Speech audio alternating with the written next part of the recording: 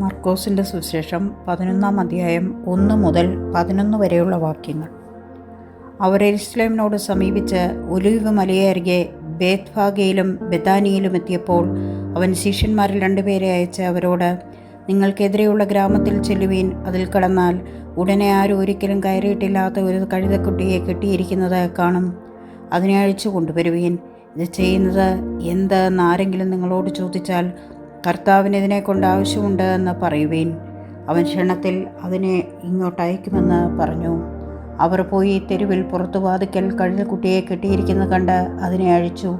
അവിടെ നിന്നവരിൽ ചിലർ അവനോട്, നിങ്ങൾ കഴുതക്കുട്ടിയെ അഴിക്കുന്നത് എന്തെന്ന് ചോദിച്ചു. യേശു കൽപ്പിച്ചതുപോലെ അവർ അവരോട് പറഞ്ഞു. അവർ അവരെ വിട്ടയച്ചു. അവർ കഴുതക്കുട്ടിയെ യേശുവിൻ്റെ അടുക്കൽ കൊണ്ടുവന്ന് തങ്ങളുടെ വസ്ത്രം അതിന്മേലിട്ടു. അവൻ അതിന്മേൽ കയറിയിരുന്നു. അനേകർ തങ്ങളുടെ വസ്ത്രം വഴിയിൽ വിരിച്ചു. മറ്റു ചിലർ പറമ്പുകളിൽ നിന്ന് ചില്ലിക്കമ്പുകൾ വെട്ടി വഴിയിൽ വിതറി. മുമ്പ് നടക്കുന്നവർ, ഹോശന്ന, കർത്താവിൻ്റെ നാമത്തിൽ വരുന്നവൻ വാഴ്ത്തപ്പെട്ടവൻ, വരുന്നതായ രാജ്യം നമ്മുടെ പിതാവായ ദാവീദിൻ്റെ രാജ്യം വാഴ്ത്തപ്പെടുമാറാകട്ടെ, അത്യുന്നതങ്ങളിൽ ഹോശന്ന എന്നാർത്തുകൊണ്ടിരുന്നു.